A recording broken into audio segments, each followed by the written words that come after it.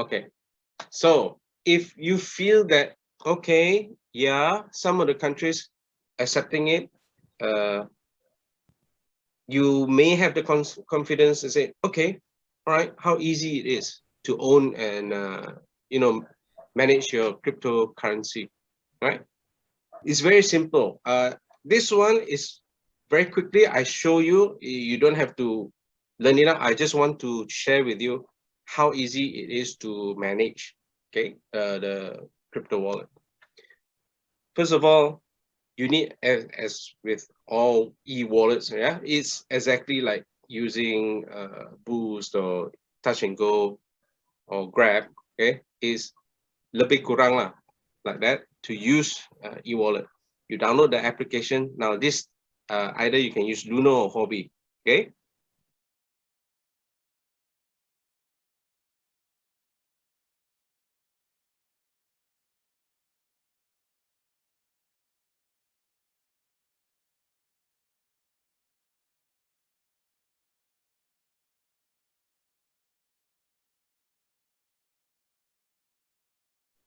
Then register with them. Now the situation with Luno is it may take around a week because you need to validate your IC and they ask you to take pictures and whatnot. So it's because they are regulated, they require that.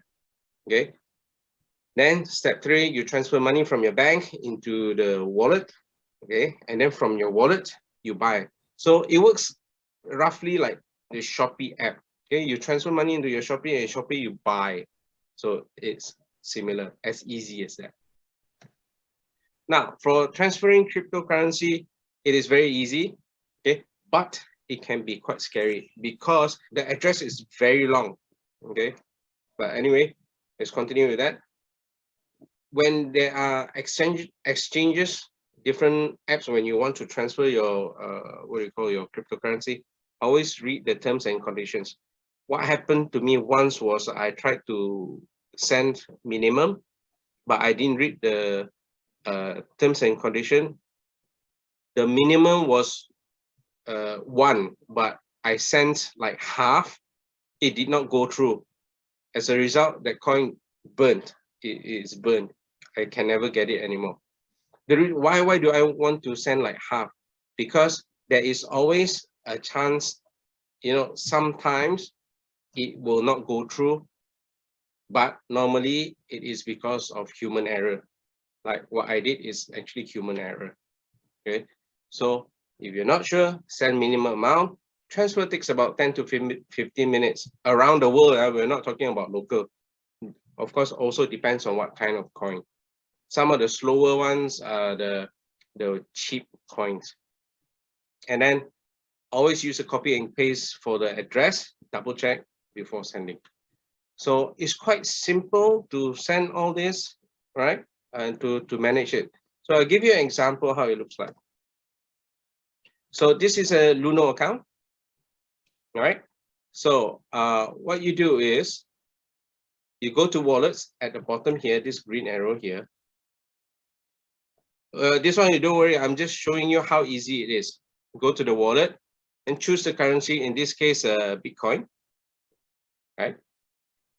And then number 3, for the sender, you click send. And then on the receiver side, they click here, receive.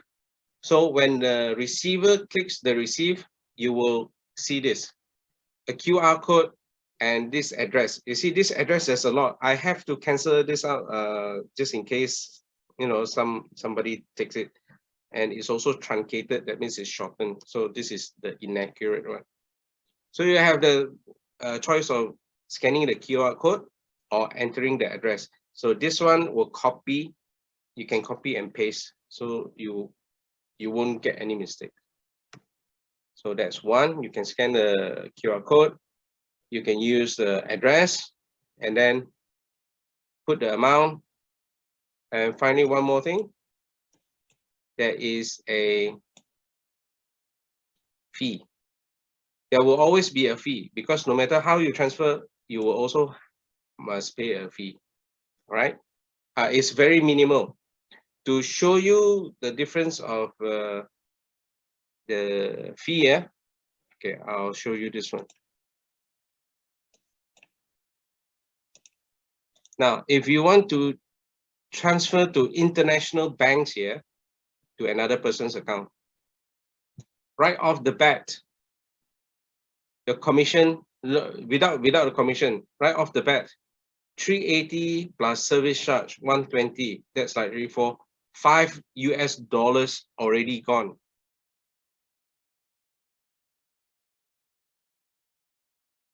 Okay, without entering any amount, yeah, it's already $5. So multiply by 4, that's already 20 ringgit.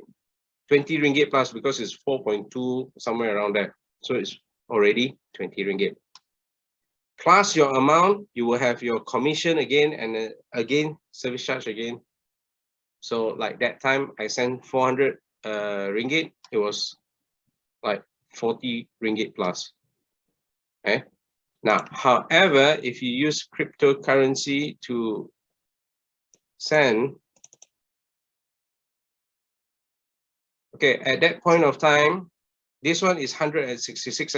Example is about at that time it was ×4. So this is about very close to 600 ringgit. So close to 600 ringgit, you send and you charge, they charge 0.49 XRP. Now, XRP is one of the coins. At that time, the price is 4 ringgit. So 4 ringgit times 0.04 is only like 16, 17 cents.